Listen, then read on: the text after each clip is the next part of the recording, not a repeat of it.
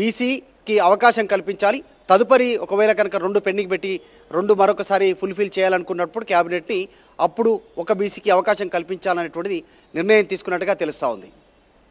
Manoj. Yes Madhu, అంటే సామాజిక సమతుల్యత పేరిట మంత్రివర్గ విస్తరణ ఉండబోతోంది. చాలా మంది హామీలు కూడా ఇచ్చడం జరిగింది. సో ముఖ్యంగా బీసీలకు పెద్దపీట అనే అంశం తెరలేస్తున్న నేపథ్యంలో ఇక్కడ మనం చూస్తే కనుక లిస్టులో బీసీలకి కేవలం వాకిటి శ్రీహరికి మాత్రమే పెద్ద ఎత్తున అక్కడ అవకాశం కల్పించే విధంగా కనబడుతోంది. సో మరొక విషయాన్న ఎస్టీలను కూడా తీసుకుంటాం అంటూ కూడా వాళ్ళు చెప్పడం జరిగింది. సో బీసీ ఎస్టీలు ఎస్సీలకు సంబంధించిన విషయాల్లో ఎవరికి అవకాశం దక్కబోతోంది, మైనార్టీల సంగతి ఏంటి? ఎగ్జాక్ట్లీ ఒక పత్రికా అధిపతికి సంబంధించినటువంటి విషయంలో ఇప్పటికే గవర్నర్ కోటా కింద ఎమ్మెల్సీగా నామినేట్ చేశారు. ఎప్పుడైతే నిన్న గవర్నర్ని కలిశారో ముఖ్యమంత్రి రేవంత్ రెడ్డి, ఈ అంశం కూడా ప్రస్తావనకు వచ్చింది. పలు బిల్లులతో పాటు క్యాబినెట్కి సంబంధించిన విస్తరణతో పాటు పెండింగ్లో ఉన్నటువంటి 2 గవర్నర్ కోటా కింద ఎమ్మెల్సీ, ఒకటి కోదండరాం, మరొకటి సంబంధించినటువంటి ఆయన పత్రికా సియాసత్ పత్రికా ఎడిటర్కి సంబంధించినటువంటి 2 పేర్లు ప్రస్తావనకు వచ్చాయి. దాన్ని యాక్సెప్ట్ చేయాల్సిందిగా, ఆమోదించాల్సిందిగా కూడా గవర్నర్తో రేవంత్ రెడ్డి ముఖ్యమంత్రి చర్చించారు. సో ఆ అంశం పైన క్లారిటీ వస్తే మాత్రం ఈ ఫస్ట్ జరగబోయేటువంటి ఈ క్యాబినెట్లో ఆయనకు అవకాశం కల్పించడానికి నిర్ణయం తీసుకునే అవకాశం ఉంది. లేస్తే కాస్త పెండింగ్ అయ్యేటువంటి అవకాశం ఉందంటే మాత్రం ఇందాక మాట్లాడినట్టు 2 క్యాబినెట్ బెర్తులను ఖాళీగా ఉంచి వాటిని తదుపరికి సంబంధించినటువంటి గవర్నర్ నిర్ణయం తర్వాత అటు మైనారిటీని మరొక బీసీని క్యాబినెట్లోకి తీసుకోవాలనేటువంటి ఆలోచన ప్రస్తుతం ప్రభుత్వం చేస్తూ ఉంది. హైదరాబాద్ నుంచి 2 క్యాబినెట్ బెర్తులకు అవకాశం కల్పించే పరిస్థితి ఉంది, ఒకటి బీసీ ఒకటి మైనారిటీ. కాబట్టి అందులో భాగంగానే వీటి పెడతా ఉన్నారు. ఇక బీసీలకు పెద్దపీట వేయాలనేటువంటి డిమాండ్ పెరుగుతూ ఉంది. ఎక్కువ శాతం తెలంగాణలో బీసీలంతా ఈసారి కాంగ్రెస్కు అనుకూలంగా ఓటేశారనేటువంటి చర్చ కాంగ్రెస్ పార్టీలో ఉంది. కాబట్టి ఇప్పటికీ ప్రభాకర్, ఒకటి కొండా సురేఖ మున్నూరు కాపు సామాజిక వర్గం నుంచి ఆమె ఇద్దరు క్యాబినెట్లో ఉన్నారు. సో తదుపరి యాదవ సామాజిక వర్గానికి క్యాబినెట్ ఇచ్చేటువంటి అవకాశం పైన ఏఐసీసీ అధిష్టానం దృష్టి పెట్టినట్టుగా తెలుస్తూ ఉంది. ఇప్పటికే రాహుల్ అఖిలేష్ యాదవ్తో ఒక నేత చెప్పించుకున్నట్టుగా ప్రచారం జరుగుతూ ఉంది. ఇంకా క్లారిటీ రావాలి పూర్తి స్థాయిలో. కానీ ఇటు ఒక మైనారిటీకి, ఒక బీసీకి హైదరాబాద్ నుంచి మక్తల్ నియోజకవర్గం నుంచి గెలిచినటువంటి వాకిటి శ్రీహరికి ముదిరాజ్ కోటాలో ఆయనకు ఒకటి కన్ఫర్మ్ చేయడానికి నిర్ణయం తీసుకున్నట్టుగా తెలుస్తోంది. సో త్వరలోనే క్యాబినెట్ విస్తరణ ఉంటుంది. దీనికి సంబంధించి రేపు రేవంత్ రెడ్డి 3 తారీఖు ఢిల్లీ వెళ్తా ఉన్నారు. ఢిల్లీ వెళ్ళి అదే రోజు సాయంత్రం తిరిగి హైదరాబాద్ చేరుకుంటారు. చేరుకున్న వెంటనే 4వ తారీఖు రోజు ఉదయం పూట ఆయన క్యాబినెట్ విస్తరణకు సమయం చూసుకున్నట్టుగా తెలుస్తూ ఉంది. 5వ తారీఖు ఆషాఢం ప్రారంభం కాకముందే, ఆషాఢం లోపలనే దీనికి సంబంధించినటువంటి క్యాబినెట్ విస్తరణకి ఏర్పాట్లు పూర్తి చేసుకున్నట్టుగా అయితే ప్రస్తుతం దీనికి సంబంధించినటువంటి వార్తలు చక్కర్లు కొడతా ఉన్నాయి. సెక్రటరియట్ వేదికకు కూడా చాలామంది ఆశావాహులు క్యాబినెట్ బెర్త్ ఆశిస్తున్నప్పటికీ ఈసారి ఆచితూచి నిర్ణయం తీసుకోవాలనేటువంటిది కాంగ్రెస్ పార్టీ నేతలు భావిస్తున్నట్టుగా తెలుస్తాం. రైట్, ప్రభుత్వంలో ఉన్నటువంటి మంత్రి పదవులు అటు ఉంచితే కనుక పార్టీ పగ్గాలు కూడా, ఎందుకంటే స్థానిక సంస్థల ఎన్నికల్లో రానున్న రోజుల్లో పార్టీని కొంత పటిష్టం చేయాల్సిన అవసరం కూడా, ఎందుకంటే ఈరోజు అధికారంలో ఉన్నారు కాబట్టి. సో పిసిసి అధ్యక్షుడి విషయంలో ఎటువంటి ఉత్కంఠ కొనసాగుతుంది? మదియాజ్కి మహేష్ కుమార్ గారు ఇద్దరు కూడా పోటీ పడుతున్నారు. కానీ మదియాజ్కి గతంలో ఎంపీగా పనిచేశారు, రాహుల్ గాంధీ అతని సన్నిహితుడిగా కూడా పేరున్న విషయంలో.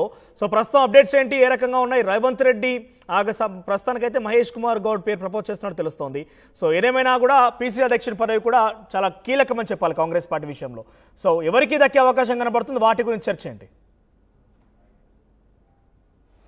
రేపు ఢిల్లీ వెళ్ళిన తర్వాత ఏఐసీసీ నేతలతో మాట్లాడేటువంటి అవకాశం ఉంది ముఖ్యమంత్రి. ఇప్పటికే కొద్దిమంది మంత్రులు ఢిల్లీలో ఉన్నారు. ఉత్తమ్ కుమార్ రెడ్డి ఢిల్లీలోనే ఆయన మకాం వేశారు. ఈరోజు సాయంత్రానికి బట్టి విక్రమార్క ఢిల్లీ చేరుకుంటారు. రేపు ఉదయం రేవంత్ రెడ్డి ఢిల్లీ చేరుకునేటువంటి దానికి ఏర్పాట్లు జరిగిపోయాయి దీనికి సంబంధించి. ఎందుకంటే ఈరోజు సాయంత్రం వరకు కొంచెం బిజీ షెడ్యూల్లో రేవంత్ రెడ్డి ఉన్నారు. రేపు ఉదయాన్నే ప్రత్యేక విమానంలో ఢిల్లీ చేరుకుంటారు. ఈరోజు సాయంత్రం మాత్రం డిప్యూటీ చేరుకుంటున్నారు. కాబట్టి ఏఐసీసీ నేతలతో చర్చలు ఉంటాయి రేపు ఉదయం నుంచి మధ్యాహ్నం వరకు. సో దాని తర్వాత పిసిసి చీఫ్ ప్రకటన ఉంటుంది అనేటువంటిది తెలుస్తూ ఉంది. పిసిసి పదవి కోసం చాలామంది నేతలు, దాదాపు 10 మంది నేతలు పోటీ పడుతున్నప్పటికీ కూడా ఇటు రెడ్డి సామాజిక వర్గం నుంచి ముఖ్యమంత్రికి అవకాశం కల్పించారు. ఎక్కువలో మంత్రివర్గంలో కూడా రెడ్డిలకు పెద్దపీట వేశారు. కాబట్టి ఖచ్చితంగా బీసీలకు ఈసారి పిసిసి పదవి ఇవ్వాలనేటువంటిది ఏఐసీసీ నిర్ణయం తీసుకున్నట్టుగా తెలుస్తోంది. అందులో భాగంగానే మహేష్ కుమార్ గౌడ్ ప్రస్తుత వర్కింగ్ ప్రెసిడెంట్, ఎమ్మెల్సీ నిజామాబాద్ నుంచి, లేదు అంటే గతంలోనే నిజామాబాద్ నుంచి 2 సార్లు ఎంపీగా పనిచేసినటువంటి ప్రస్తుతం ప్రచార కమిటీ చైర్మన్గా ఉన్నటువంటి మధుయాష్కి గౌడ్కి అవకాశం దక్కే అవకాశం ఉంది. ఆయనకు ఇద్దరి మధ్య పోటీ తీవ్రంగా ఉంది. మహేష్ కుమార్ గౌడ్కి బాహాటంగానే రేవంత్ రెడ్డి మద్దతు తెలిపారు. ఆయన పేరునే ప్రతిపాదించి ఏఐసీసీ నేతలకు తెలియజేసినట్టుగా తెలుస్తూ ఉంది. మొత్తం ఇప్పటికే 8 మంది పేర్లతో కూడినటువంటి క్యాబినెట్ లిస్ట్ ఇచ్చారు. ఇటు పీసీసీకి సంబంధించి ఎవరైతే బాగుంటుంది, పార్టీ ఇటు ప్రభుత్వం సమన్వయం చేసుకుంటూ ముందుకు వెళ్ళాలంటే సంక్షేమ పథకాలను అమలు చేయాలి, పార్టీ మరోసారి వచ్చేటువంటి ఎన్నికల వరకు ఇంకా మరింత బలోపేతం కావాలి అనుకుంటే ఎలా ఉండాలనేటువంటి దిశగా రేవంత్ రెడ్డి సూచన మేరకు ఆయన పేరిచ్చారు. మహేష్ కుమార్ గౌడ్కి ఆయన మద్దతు తెలుపుతున్నట్టుగా, బాహటంగానే మద్దతు తెలుపుతున్నట్టుగా తెలుస్తూ ఉంది. ఇటు మధుయాష్కి గౌడ్ కూడా తీవ్రంగా ప్రయత్నం చేస్తూ ఉన్నారు. సోనియాను కలిశారు, మల్లికార్జున ఖర్గేని కలిశారు, కేసీ వేణుగోపాల్ని కలిశారు, సోనియాను కూడా కలిశారు, రాహుల్ని కలిశారు. ఆయన ఒక క్లారిటీగా ఉన్నారు, నాకే వస్తుంది, గతంలో రాహుల్తో ఉన్నటువంటి సాన్నిహిత్యం కావచ్చు, తెలంగాణ ఉద్యమంలో పనిచేసినటువంటి విధానం కావచ్చు నాకు వస్తుందనేటువంటి ఒక అభిప్రాయంతో ఆయన ఉన్నారు. ఇటు మహేష్ కుమార్ గౌడ్ కూడా అంతే ఒక కాన్ఫిడెన్స్తో ఉన్నటువంటి సిచ్యువేషన్ ఉంది. చూడాలి పీసీసీ ఎవరికి వస్తుంది అనేటువంటిది. రేపు మధ్యాహ్నం తర్వాత పీసీసీ ఎవరు అనేటువంటిది అధికారికంగా తేలిపోయేటువంటి అంశం చాలా స్పష్టంగా కనిపిస్తూ ఉంది. సో ఏఐసీసీ అధినేతలు, ఏఐసీసీ అధినాయకత్వం టిక్కు పెట్టేటువంటి నాయకులు ఎవరా అనేటువంటిది కాంగ్రెస్ పార్టీలో ప్రస్తుతం భారీగా చర్చ కొనసాగుతూ ఉంది. రేపు క్యాబినెట్ సంబంధించినటువంటి అంశం, తర్వాత పీసీసీ సంబంధించినటువంటి నేత పేరు రేపు మధ్యాహ్నం తర్వాత ఖరారయ్యేటువంటి అవకాశం కనిపిస్తూ ఉంది. రైట్ మధు, ఇక ఏదేమైనా కూడా తెలంగాణ రాష్ట్రంలో కొత్తగా మరొక మంత్రివర్గంలోకి 6గురిని తీసుకోబోతున్నారు. 6గురికి ప్రస్తుతానికైతే స్పేస్ ఉంది. ఓవరాల్గా 18 మంది ఉండాల్సి ఉంది. ప్రస్తుతానికైతే 12 మందితో మంత్రివర్గం నడుస్తోంది. సో ఈ నేపథ్యంలో మరొక 6గురికి చోటు ఇవ్వబోతున్నారు. అయితే ప్రస్తుతానికైతే 4గురికి ఇందులో అవకాశం కల్పించే విధంగా తెలుస్తోంది. సో దాంట్లో ముదిరాజులకు సంబంధించి డెఫినెట్గా ఒక స్థానం కల్పిస్తామన్నారు కాబట్టి వాకిటి శ్రీహరి ముదిరాజ్ దాదాపుగా కన్ఫర్మ్ అని చెప్పాలి.